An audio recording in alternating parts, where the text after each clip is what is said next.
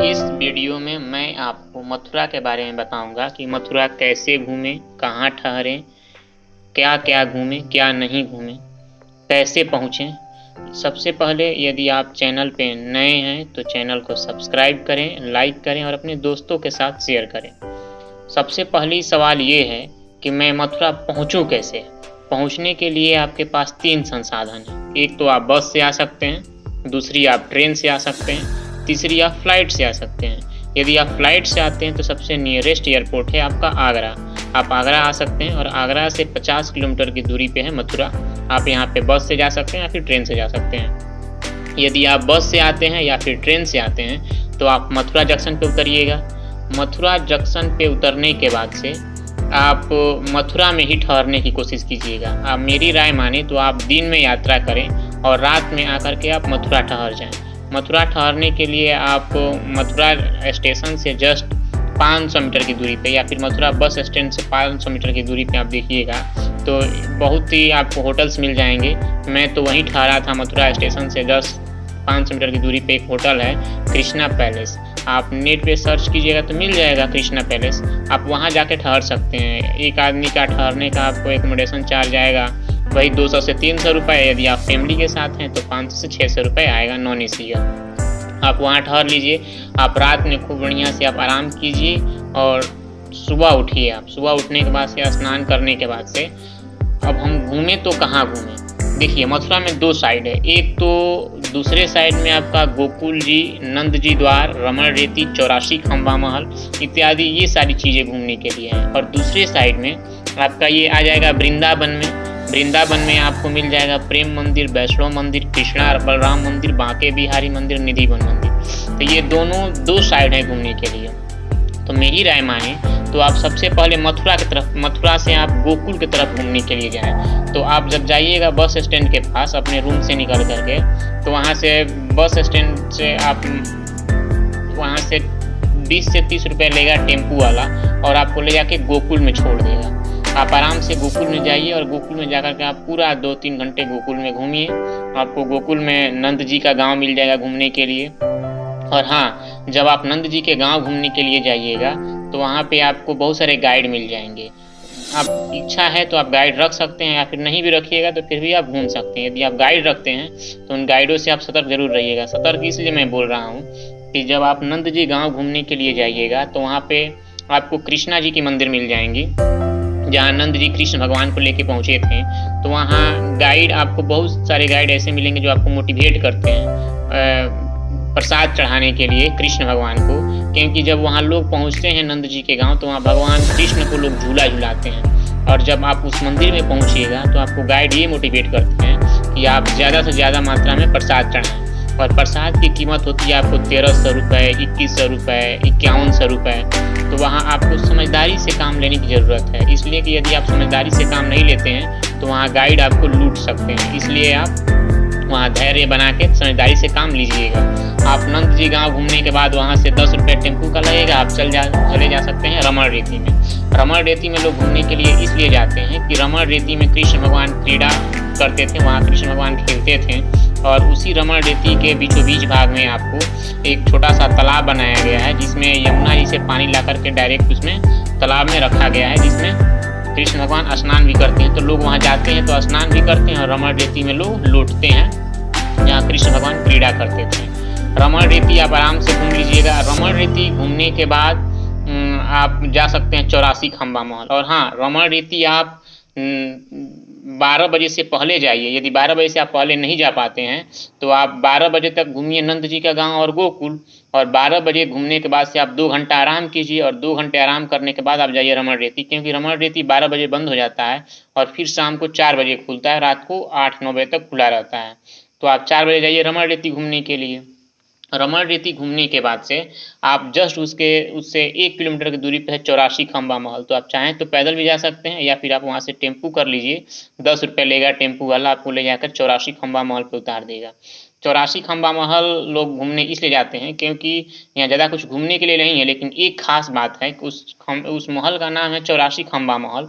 लेकिन आज तक वहाँ के 84 खंभों को कोई गिन नहीं पाया। गिन इसलिए नहीं पाया कि कोई भी व्यक्ति जब उन खंभों को गिनता है तो या तो वो कम हो जाते हैं या फिर ज़्यादा हो जाते हैं। उसका नाम है 84 खंबा महल, लेकिन वास्तव में उसमें 84 खंभे नहीं है, या तो उससे ज़्यादा है या तो कम है।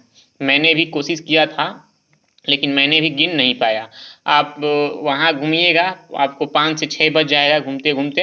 अब जब 5-6 बज जाए तो आप डायरेक्ट वहाँ से 84 खंबा महल, या फिर आप वहाँ से चले आइए रमण रेती, और रमण रेती से आपको 30 से 40 रुपये भाड़ा देंगे टेम्पू को, तो आपको ला करके छोड़ देगा मथुरा के दूसरे साइड वृंदावन में। जब आप वृंदावन आइएगा तो वृंदावन आने के बाद से मेरी राय माने तो आप चले जाइएगा प्रेम मंदिर की तरफ, इसलिए कि प्रेम मंदिर की तरफ आपको ठहरने के लिए अच्छे अच्छे लॉज मिल जाएंगे, या फिर आप दूसरे साइड भी ठहर सकते हैं जैसे बाके बिहारी मंदिर की तरफ। इधर आपको बहुत सारे आश्रम मिल जाएंगे जहां आप जा करके ठहर सकते हैं। मैं तो ठहरा था प्रेम मंदिर की तरफ। वहां आपको प्रेम मंदिर के जस्ट 10 कदम दाएं बाएं आप देखिएगा, उसके अपोजिट साइड में तो आपको पतली पतली गलियां नजर आएगी। उन गलियों में बहुत सारे लॉज हैं जो आपको 200 से 300 रुपये में पर व्यक्ति के हिसाब से आपको पर नाइट का एकोमोडेशन चार्ज करेंगे, तो आप वहाँ आराम से ठहर सकते हैं। और जब आप 5 से 6 जब वहाँ पहुँचिएगा तो आराम से जाइए अपने रूम में ठहरिए और वहाँ स्नान कीजिए। स्नान करने के बाद अपने रूम में सारे सामान को छोड़ दीजिए और आप अपने रूम से बाहर निकलिए, और उसके जस्ट सामने आप देखिएगा कि प्रेम मंदिर है। तो आप प्रेम मंदिर में 6 बजे से लेकर के 8 साढ़े 8 बजे तक आराम से घूमिए प्रेम मंदिर में, खूब मज़े कीजिए। हाँ, प्रेम मंदिर के पीछे जब आप जाइएगा तो वहाँ कैंटीन की भी व्यवस्था है, तो आप वहाँ जा करके आराम से कुछ ना कुछ खा पी सकते हैं, तो आपको कोई दिक्कत नहीं होगी। आराम से आप यहाँ घूम लीजिए और पूरा प्रेम मंदिर घूमने के बाद आप चले आइए अपने रूम पे और आराम से रूम में सोइए, आराम कीजिए। फिर जब आप सुबह उठिएगा तो सुबह उठिए और 5 बजे उठिए सुबह। मैं इतना सुबह उठने के लिए इसलिए बोल रहा हूँ कि यदि आप ज़्यादा लेट से उठिएगा तो आपको वहाँ से घूमने में थोड़ा दिक्कत होगी। आप सीधे चले जाइए बाके बिहारी मंदिर। बाके बिहारी मंदिर आपके लॉज से 10-20 रुपये लेगा टेम्पू वाला और आपको पहुंचा देगा बाके बिहारी मंदिर। और हाँ, बाके बिहारी जब आप मंदिर जाइएगा तो आप खास ध्यान रखिएगा अपने मोबाइल का, क्योंकि वहाँ के भाई साहब वहाँ के दोनों साइड दीवारें हैं और वहाँ गलियों में जब आप वहाँ कुंज गलियों से होते हुए जब आप बाके बिहारी मंदिर तरफ जाइएगा तो आप देखिएगा दोनों साइड में बंदर है, और ये बंदर इतने खतरनाक हैं कि लोगों के मोबाइल छीन लेते हैं। उसके बाद से आपको कम से कम आपको 100-150 रुपये खर्च करने पड़ते हैं। अर्थात मतलब उन लोगों को आप कुछ खाने पीने की पदार्थ खरीद के दीजिएगा तब अपना मोबाइल आपको वापस करते हैं, इसलिए आप इसका थोड़ा ध्यान रखिएगा। और जब आप जाइएगा बाके बिहारी मंदिर तरफ तो आप देखिएगा रोड के दोनों साइड में बहुत सारी आपको उन गलियों में पेड़े की, मक्खन की, मिश्री मलाई की दुकानें मिल जाएगी। वहाँ से आप प्रसाद ले सकते हैं। प्रसाद लेने के बाद आप चले जाइए बाके बिहारी मंदिर। बाके बिहारी मंदिर के अंदर आप प्रवेश कीजिएगा, वहाँ आप दर्शन कीजिए बाके बिहारी का, वहाँ प्रसाद चढ़ाइए। हाँ, और उसके अंदर मंदिर का थोड़ा आप खास ध्यान रखिएगा अपने जेब का, क्योंकि वहाँ लिखा भी गया है कि जेब कतरों से सावधान। वहाँ भी बहुत सारी जेबें भी कटती है, मोबाइल भी छीन लिया जाता है, तो इसलिए आप थोड़ा इसका खासा ध्यान रखिएगा। बाके बिहारी मंदिर घूमने के बाद से आप तुरंत चले आइए कृष्णा बलराम मंदिर। कृष्णा बलराम मंदिर उसी को एस्कॉन टेम्पल या फिर अंग्रेजों के मंदिर के नाम से जाना जाता है। आप यहाँ आइए और यहाँ आ करके आप भरपूर यहाँ घूमिए, पूरा आनंद लीजिए। यहाँ बैठ करके इच्छा करे तो आप कीर्तन भी कर सकते हैं। यहाँ पे घूमने के बाद से आपको बच जाएगा 12। आप इससे बाहर आइए और बाहर आकर के आप नाश्ता पानी कर सकते हैं। नाश्ता पानी करने के बाद से आप 2-3 घंटा रेस्ट कीजिए। 2-3 घंटा रेस्ट करने के बाद से आपको 2 से 3 बज जाएगा और फिर आप वहीं से 10 से 20 रुपये लेगा टेम्पू वाला और आपको पहुंचा देगा निधिवन। आप निधिवन जाइएगा तो आपके टेम्पू वाले भाई साहब या फिर कोई भी व्यक्ति, वहाँ के ब्राह्मण या फिर वहाँ के लोग भी आपको बता देंगे कि यहाँ तो आप सतर्क ही रहिएगा। इसलिए मैं बोल रहा हूँ कि वहाँ तो चारों तरफ से दीवारें हैं और खंडहर हैं और वहाँ पे बंदर बहुत खतरनाक हैं भाई साहब। इसलिए इन बंदरों से आप सावधान रहिएगा और अपनी सारे सामान को आप अपने खाने पीने की चीज़ें हाथ में लेकर न घूमिएगा, अपने बैग में रख लीजिएगा। इसलिए कि वहाँ के बंदर सामानों को छीन लेते हैं और फिर लेकर ऊपर चढ़ जाते हैं, फिर उनको कुछ खाने पीने की चीज़ें दी जाती है, उसके बाद वापस करते हैं। आप निधिवन वहाँ 4 बजे खुलेगा, 4 बजे से लेकर के 8 बजे तक खुलता है, तो आप वहाँ जाइए और वहाँ पर जाने के बाद से आराम से निधिवन में आप घूमिए 2-3 घंटे। हाँ, निधिवन में खास बात ये है, वहाँ के ब्राह्मणों और वहाँ के लोगों ने मुझे बताया था कि आज भी वहाँ भगवान कृष्ण और राधा आते हैं और वहाँ रासलीला करते हैं। वहाँ आपको छोटी छोटी झाड़ियाँ दिख जाएंगी। वे झाड़ियाँ कहा जाता है कि वह 5000 साल पुरानी झाड़ियाँ है, जो आज भी जब रात में भगवान कृष्ण और राधा जी आते हैं तो वह रासलीला झाड़ियाँ गोपियों का रूप धारण कर लेती है और रासलीला करते हैं। और ये कहा जाता है कि 16 श्रृंगार रखा जाता है, जो आने के बाद से राधा जी उन श्रृंगार को करती हैं और सुबह वापस चले जाते हैं। रात में दातुन भी करते हैं, फल का भोग भी लगाते हैं। अब ये कहाँ तक सच है मुझे तो नहीं पता, हालांकि मुझे वहाँ के ब्राह्मणों ने बताया था। तो आप आराम से निधि वन को घूमिए, और निधि वन घूमने के बाद आप वहाँ भी आपको सतर्क रहने की ज़रूरत है, इसलिए कि वहाँ भी गाइड, आपको बहुत सारे गाइड हैं जो आपको मोटिवेट करेंगे कि आप राधा कृष्ण की श्रृंगार के लिए आप ज़्यादा से ज़्यादा रुपए की आप उनको श्रृंगार की वस्तुएं चढ़ाएं। जैसे आपको 1300, 1800, 2100, 5100 के रुपए की वस्तु चढ़ाने के लिए बोलेंगे, लेकिन आपको वहाँ सतर्क रहने की ज़रूरत है। आप वहाँ अपनी इच्छा से आप जो इच्छा करें सो आप चढ़ाइएगा। वहाँ पूरे मंदिर का दर्शन करने के बाद से निधि वन से आप बाहर आइएगा और आप वहाँ खाइए पिए, और खाने पीने के बाद से जब आप मंदिर से बाहर निकलिएगा तो वहीं पे यमुना घाट है।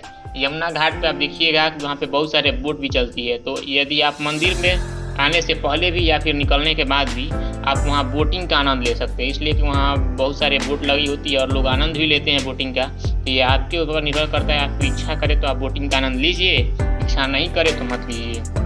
फिर आप जब इतना कुछ घूम लेते हैं तो इसके बाद अब घूमने के लिए हमारे हिसाब से कोई ज़्यादा फेमस मंदिर रहा नहीं। हाँ, एक मंदिर है वैष्णो देवी मंदिर, तो जो आप प्रेम मंदिर के ही जस्ट बगल में है। तो जब आप प्रेम मंदिर घूमने जाएं तो वहाँ से आप जाकर के घूम सकते हैं। इतना कुछ घूमने के बाद से आपके पास यदि ज़्यादा समय है तो आप गोवर्धन पर्वत जा सकते हैं, जाके आप गोवर्धन पर्वत घूम लीजिए। यदि गोवर्धन पर्वत नहीं घूमना चाहते हैं तो फिर मैंने जितनी भी फेमस सारी चीज़ें थी मैंने आपको बता दी। इन सारी चीज़ों को आप अच्छे से घूमिए, एंजॉय कीजिए। और इन चीज़ों को, सभी चीज़ों को घूमने के बाद से यदि आप अकेले हैं तो आपको ज़्यादा खर्च नहीं आएगा, वही आपको 1500 से 1600 रुपये खर्च आएगा। इसलिए कि आप 2 दिन ठहरिएगा, 2 दिन में वही आपको 500 से 600 रुपये आपको ठहरने का खर्च आएगा, 500 से 600 रुपये खाने का खर्च आएगा, और वही आपका ट्रेवलिंग का खर्च, यदि आप ट्रेन से ट्रेवल करते हैं तो वही आपको 400 से 500 रुपये ट्रेवल चार्ज आएगा। तो वही 1600 से 1700 रुपये आपको पूरा खर्च आएगा। तो इन सभी मंदिरों को आप मज़े से घूमिए, और घूमने के बाद जब इतना आप घूम लेते हैं तो यदि इसके बाद यदि आपको घूमने की इच्छा नहीं है तो फिर आप आ सकते हैं मथुरा जंक्शन, और मथुरा जंक्शन से आप ट्रेन पकड़ करके आप अपने घर को जा सकते हैं। यदि आपके पास और ज़्यादा समय है तो इसके बाद मैंने बताया कि आपको गोवर्धन पर्वत घूम सकते हैं, और इसके अलावा भी आप चाहें तो और भी वृंदावन की बहुत सारी उसमें कुंज गलियाँ हैं, बहुत सारे मंदिरें हैं जिसको आप घूम सकते हैं। इतना घूमने के बाद आप अपने घर जा सकते हैं। तो इस वीडियो में मैंने जितना मुझसे हो सका मैंने आपको बताने का प्रयास किया। यदि मुझसे कोई सवाल छूट गई हो तो आप कमेंट बॉक्स में पूछ सकते हैं, आपकी पूरी स्वतंत्रता है। यदि आप वीडियो में नए हैं तो चैनल को सब्सक्राइब करें, लाइक करें, अपने दोस्तों के साथ शेयर करें। हाँ, वीडियो देखने के लिए धन्यवाद। फिर आपसे मिलते हैं हम किसी और अगले ब्लॉग में, और अच्छे ब्लॉग ऐसा ही देखने के लिए आपका बहुत बहुत धन्यवाद।